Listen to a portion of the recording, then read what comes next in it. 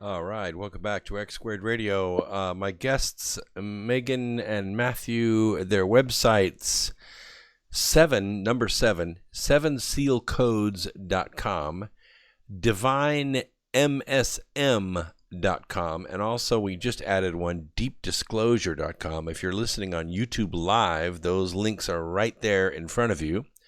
If you're listening to an archive, those links are still good. So just go to their websites, a plethora of information there so you can get involved, keep up with what's going on. We're going to take this to the next level now because we're going to try our best to take a future look, but not the kind of normal future look we do on this program, which is through analysis and projection and, intuition based on numbers. We're going to try to do this on a more authoritative level. So, Megan, can you help us understand that maybe we're not alone in all of this, that maybe there's someone else, something else that may know what to do and where we need to go and how we need to position ourselves? Absolutely. So, what's playing out right now is it has a lot of moving parts where we're having help from above and below and many factions here on the earth. And we've been kind of working in tandem to make all of this stuff happen. And we've been working on this for multiple lifetimes.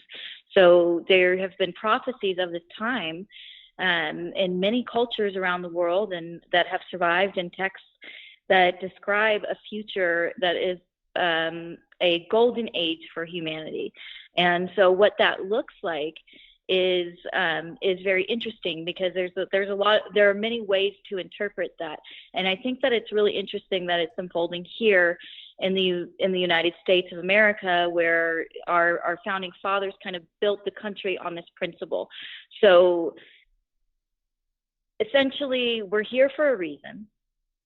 We've come to third dimensional reality in order to experience things and have a human experience and experience the human emotional body in order to go through a process of ascension to reach a higher level of consciousness. And in order to do that, the social system that most reflects this process is a meritocracy. And that is how the United States was established before our Constitution was corrupted and we were replaced by a corporation. So it's based on the foundational belief that if you're a good person who works hard, that you should have happiness and prosperity in your life to whatever degree suits your personal needs, and that you should have the freedom to pursue that. And so this golden age that they're prophesizing reflects that. It's a meritocracy of sorts where we level the playing field. We get rid of the corrupt systems. We replace them with systems that support the people, and we ensure equal opportunity to all of the inhabitants of this planet without a disruption of their free will or a manipulation from, shadow groups in pulling the strings behind the scenes. So we eliminate those things and we rebuild the system, and we guarantee equal opportunity to anybody on the planet, and we give the opportunity for everyone to have the incarnation that they deserve and the ability to work on their soul to reach a higher level of consciousness for themselves. And so I think that there's a lot of esoteric ways to look at this, but we also have to keep it in the 3D as well. We have to see how that applies to our world, because the reality is that we're living in a 3D environment and 3D bodies, and we have to have systems in place to help us exist in harmony with one another and to make things work efficiently. And so it's not the systems that are a problem. Or not the concept of the system that's the problem. It's just the current systems that we have in place. So I have been shown a future, as well as many others, where the planet is clean and beautiful, and we have the freedoms that are guaranteed to us as sovereign beings incarnating anywhere within the multiverse that have been robbed of us as of the last few thousand years on this planet. So I think we are seeing a lot of stuff play out even in our political arena that is kind of the birth of these ideas, where we're looking at finding that balance of being in service to self and service to others, and finding a social system that reflects that. And so you're seeing a lot of conversations going on in the political arena, debating whether or not socialism or capitalism are the truest forms of democracy, and which one is best for us overall. And so there's a lot of turmoil happening because there's a lot of change happening. However, the right ideas are being planted, and eventually those will take root and they will flourish. So for us who have been working on this stuff on the ground, we started this journey with the knowledge that we win. And so we know that in the end, we do have 1,000 years of peace and prosperity ahead of us. And so it was just a matter of when and not if. And that has given us the faith to continue to pursue this and to be relentless in that pursuit. So I believe that the future of our planet is a meritocracy, and it is a place where every human and animal and sovereign being has the right to flourish and pursue happiness, and however that looks to them. Yeah, I resonate with that. I really do. What I see is that concept of everybody having equal opportunity means everybody moves to the United States. And that's kind of what we're seeing with these caravans. People are leaving their countries because they have no opportunity there. There's no growth. There's so much corruption. Any money that we send there ends up in a handful of people's pockets, and nothing goes anywhere. People can't read. They don't have job opportunities. There are no organized economies down there. And so they're leaving there to come here so that they have equal opportunity. And of course, we have political organizations that are facilitating that, because the current administration in power, they're trying to topple, and they see a way of doing that is by bringing in, hundreds of thousands of these people and then having them vote so that they cancel out citizens' votes. And well, we could just see it happening right before our eyes. It's happening in several states already. Yeah. Get ready for it to happen nationwide, because it will. So I see what you're saying, that we need to have the ability for Hondurans and El Salvadorans and South Africans to have equal opportunity in Honduras, in South Africa, in El Salvador. And the only way to do that is to create a kind of cookie cutter economic system that will work without corruption and allow value to flow in their individual economies. And then I mean, everybody saw what happened in 1933. We had huge fascist powers in the world that had unstoppable armies behind them, and they seized basically the free world, the whole free world.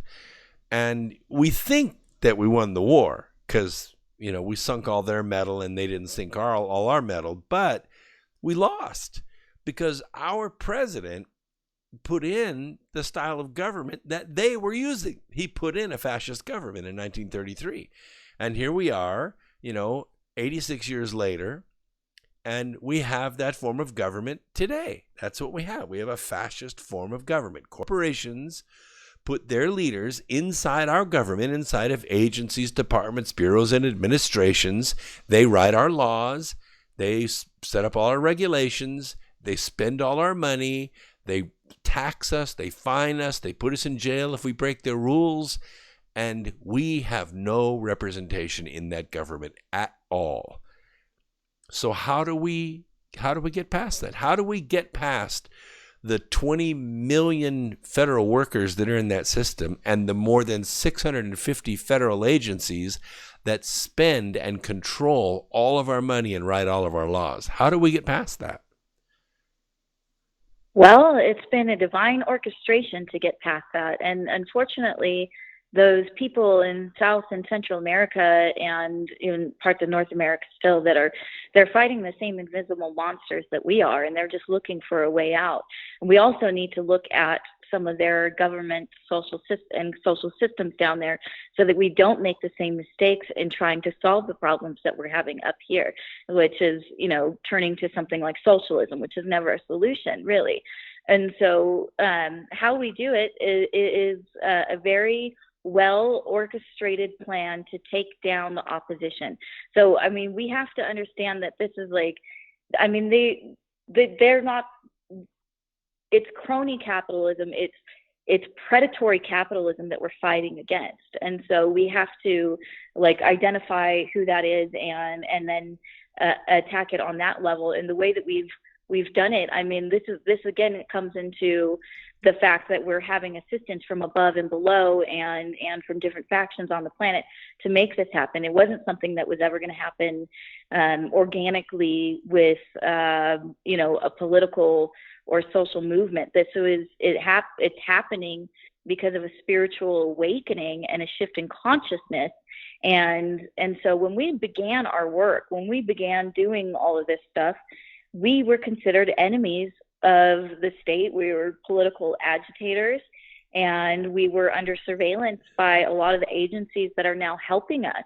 And it wasn't until they identified that they were actually in support of the enemy and that we were the ones trying to make things better that slowly started to shift. So right now what we have are, the military is 100% white hat at this point, and many of the agencies that are working in tandem with the military have tipped the scales to being white hat. So it's going to take us, and I think it's realistic to assume that it's going to take us about 10 years to really undo a lot of the corruption that's been done. However, it doesn't mean that we can't do that. So there's two folds, there's the takedown and then the cleanup process. And so right now we're right in the middle of the takedown, and the change that is occurring is creating waves in the energetic field in a major way. And so, so it's a matter of brave individuals saying enough is enough and standing up against the tyranny and doing their part, however big or small that is, to make sure that we can have a shift here. And we're seeing that happen now. Yeah, I get that. I mean, there's no one in the sound of my voice, and probably no one in the sound of the voices of talk radio tomorrow morning at 6 a.m. that believes that the FBI is going to start arresting people anytime in the distant future even. This is going to have to come from the white hats that you're talking about actually in the military. They're going to have to arrest some of these really, really bad players. And they're probably a list of upwards of a couple hundred really bad people.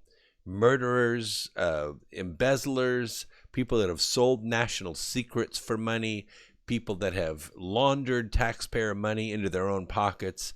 There are about 200 really, really bad players. The rest, I think, we can vote out of office, or we can, let them grow old and die, which from the looks of some of our judges and some of our legislators, that's probably going to be about 2-3 hours from now.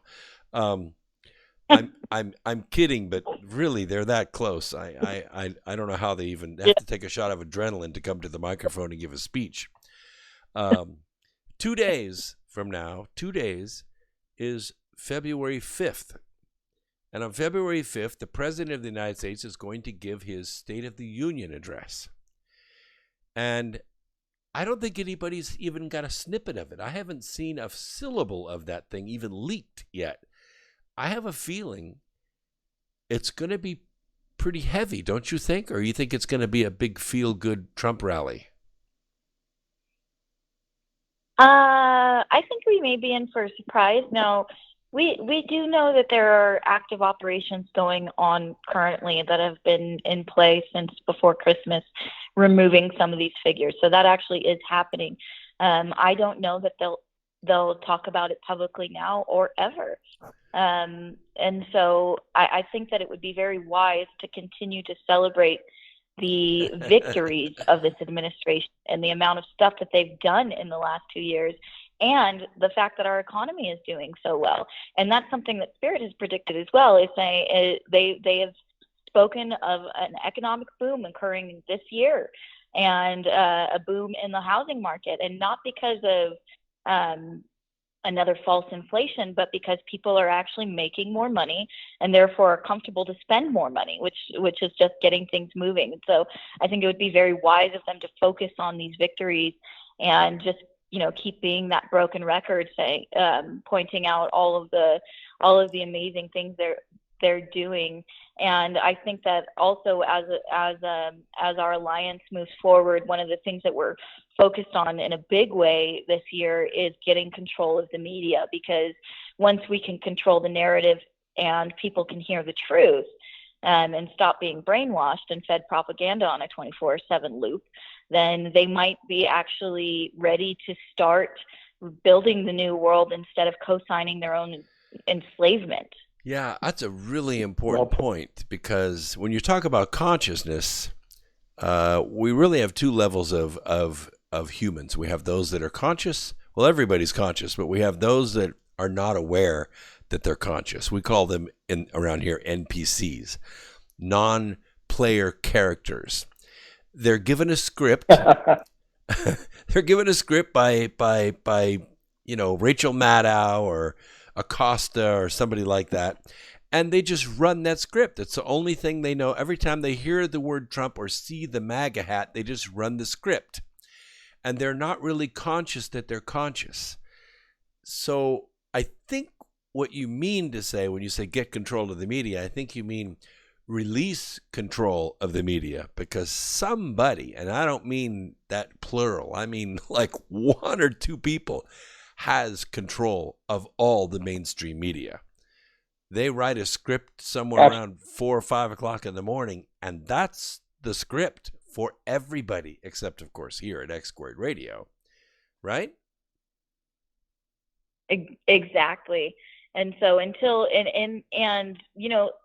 and outside of even just journalism, which died a long time ago, aside from the alternative platforms that we're seeing pop up, outside of just journalism, just the media's ability to shape our culture is very powerful. And so there's no reason to undo the platform. We just need to have it in the hands of people that want to promote consciousness, that want to put out positive content, that want to shape the culture in a more positive way than what is being done right now.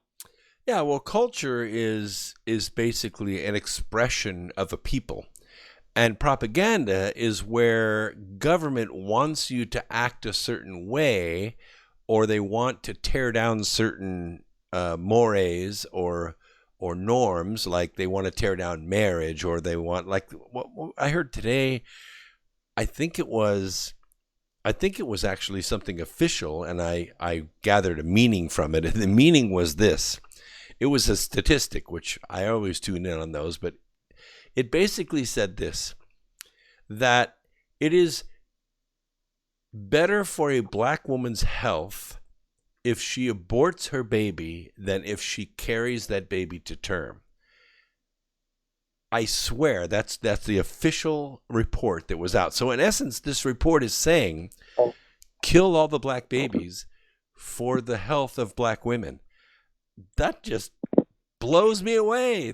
That's what they're putting out in their propaganda. This is the Democrat Party.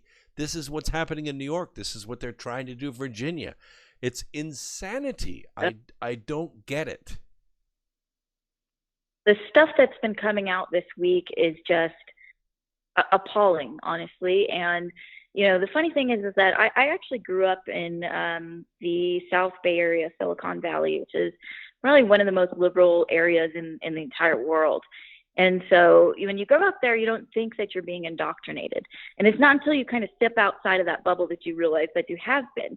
And that's only if you're willing to listen to other perspectives and listen to other points of view. And so because I grew up in this culture, I've always been a supporter of a women's right to choose. But that is something that I think this week is being very tested for a lot of people who have that position, because the stuff that they are introducing now is straight up it's homicide, infanticide, and it's not okay. And I don't know how anybody can co-sign this and be okay with themselves, with their own moral compass. I I don't get it. I mean, if you get right down to it, just let God plan parenthood and we'll be okay. Let God plan Yeah, parenthood. back in the day, we didn't have these issues with unwanted births, and that's because as a people, when we lived in a tribal society, we were more in tune with nature, and women were more in tune with their cycles, and so it's a lot of the unnatural stuff in our world, the light pollution, the sound pollution, all of this that knocks us out of that natural rhythm and doesn't allow us to have control over our reproductive um, rights or reproductive or our bodies. And so if we were to eliminate that and return to a more natural way of living, which is something we advocate for with a lot of different arenas and a lot of the things that we support, I don't think that we'll have this issue anymore of women having children that are unplanned, and we won't have to have the solution that's not really morally comfortable for a lot of people on the planet. So if we had other ways to manage birth, which seemed to work for a very, very long time without the introduction of Western medicine and Western society, then I don't think that we'll have to have this debate anymore. Well, there are mathematicians like myself who realize that you can start with, let's say, a football stadium and an eyedropper. And you can say, I'm going to put one drop in the middle of the football field, and then every second I'm going to double that amount. In about 50 minutes, the water is going to go over the top of that football stadium, over the bleachers, and into the parking lot. 50 minutes. And that's what populations do. The interesting thing is that about the last 15 seconds, there's hardly any water in that stadium. It grows exponentially at that point because it's doubling every single second. That's what the population does. And there are mathematicians like myself that look at this population growth that we've had, and we realize we're at 7 billion plus now. In a very short amount of time, we're going to be at 10 or 11 billion people on this planet. And I'm maybe talking like 10 or 11 years. It could happen that quickly. Unless, because we're obviously not an eyedropper, we're conscious beings that can make conscious decisions on living within the set of nature. That doesn't mean that we have a war or we do something like Stalin did, but it means that we curb our growth. We replace ourselves, but we don't have 7, 8, 9, 10, 11 children. And that's what most of the world is doing. That's what they do in Islamic countries. They have, 7, 8, 9 children because they want to take over the world using their birth rate as religious growth. And it's going to destroy the whole planet. Yeah, so I don't know if you're familiar with the work of Daniel Quinn, but he talks about this experiment that's done with rats in a cage and how the environment will support the population. So like basically, if we couldn't support 7.5 billion people on this planet, we wouldn't be able to have 7.5 billion people. So we have enough resources to do that. Now, the way that we live currently, those resources are finite. However, if we were to switch to free energy devices and free energy and living more in tune with nature and the resources that we have here and using things that are more sustainable instead of just being driven by means of profit, then we would eliminate a lot of these issues. And so we're also seeing a decline in birth rates, believe it or not. Like this is something that started over in the Asian world as we see a blurring of the gender lines happening or the gender roles happening. We're also seeing a decrease in birth rates, and also with the introduction of let's say the Gardasil vaccine that was used to sterilize a number of people, and also many people in my generation have lost their reproductive abilities simply because of the onslaught of hormones and other sterilizing vaccinations that we've been pumped full of. So I think we're going to see some kind of evening out going on in our population. Maybe that's not mathematically possible, but I think there are other factors to consider. Yeah, I do. I think there are other factors too. And we have about 30 seconds, maybe 25 seconds, and we'll go on break again. And then I want to get Matthew back into the conversation because, we need some solutions. So we're going to talk in the next hour about solutions. We'll be right back at the top of the hour with more X Squared Radio with Matthew and Megan. Their websites are on the YouTube. We'll be right back. You YouTubers, I've got to disconnect you now. Otherwise, I get gigged for having the wrong music in the wrong place.